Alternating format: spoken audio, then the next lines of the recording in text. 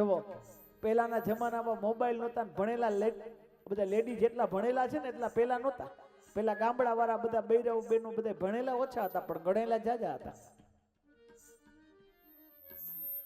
તો નવા હવા લગ્ન થયા અને નવા હાલ લગ્ન થયા એટલે 10 દિવસ પરદેશ જવાનું થયું. અને ઓલી મુંજાણી કે કોઈને ઓળખું ને અહીંયા ના 2 દિવસ એમ કે છે હું જાઉં પરદેશ, તો હું જીવીશ કેમ?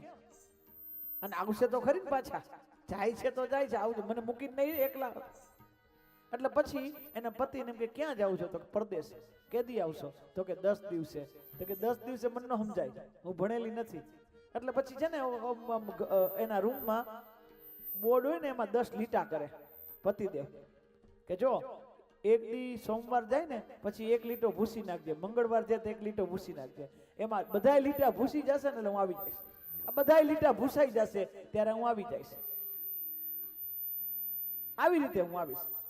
એટલે પછી ઓલી પરદેશ જાય અને પાછળથી પેલો દી જાય એટલે લીટો ભૂસે, બીજો દિવસ જાય એટલે લીટો ભૂસે, અને છેલ્લે 1 દિવસ બાકી રહ્યો, 1 લીટો ભૂસાણો હોય. અને જેવો 1 લીટો ભૂસાય એટલે તરત જ એનું ધ્યાન ક્યાં હોય? રેતી ઘરમાં હોય, ધ્યાન દરવાજે હોય. પતિ આવવાનો હોય, પ્રિયતમ આવવાના હોય અને ઉત્કંઠતા વધારે હોય પ્રિયતમને મળવાની. ઈ પ્રેમિકાને, ઈ પત્નીને આજ આવે, આજ આવે, આજ આવે. પછી તો ઠક દેરીકો અવાજ આવે ડેલીનો અને ફટ દેરીકી ઊભી થાય, ઝટપટ ઊભી થાય. ઘરમાં હોય, ધ્યાન એનું ડેલી હોય. એવી રીતે ભગવાન હું તમને યાદ કરું, જેમ પ્રિયતમા એના પતિને પરદેશ ગયેલા પતિને જેમ પલપલ યાદ કરે એમ પરમેશ્વર હું તમને પલપલ યાદ કરું, એવી રીતે યાદ કરું. અને આજ દ્રષ્ટાંત આપતા ગોસ્વામીજી પણ કહે, કામી પ્રિય નારી જીમી, લોભી પ્રિય જીમી દામ, તિમી રઘુનાથ પ્રિય લાગો મોહે રામ.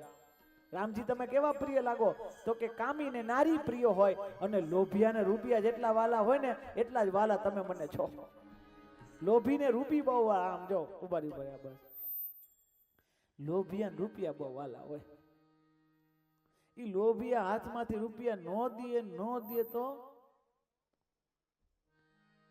એક લોભીનું દ્રષ્ટાંત મને યાદ આવ્યા. લોભીની વાત આવી ને એટલે આખી જિંદગી લોભ કર્યો, દક્ષિણા કોઈને આપે નહીં, મૂકે નહીં ક્યાંય.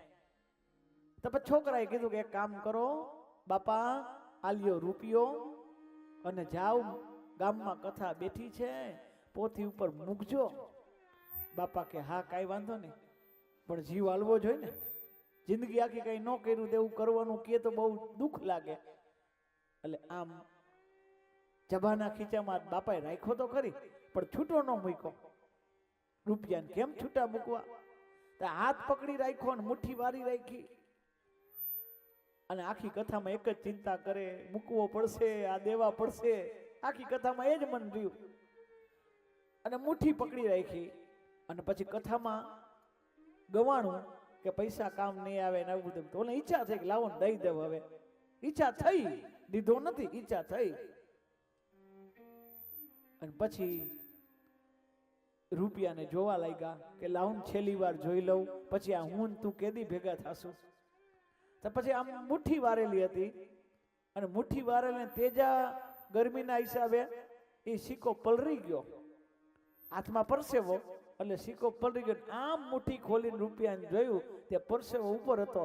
રૂપિયાને કે રોમા રોમા તને મારા વગર નહીં ગમે, મને ખબર, આપણે બે કોઈ દી અલગ નહીં. ભાઈ મૂકી દીધો. એ કે દૂર હોય મન નો ગમે મારા વાલા, તો નો છૂટે તો નો જ છૂટે.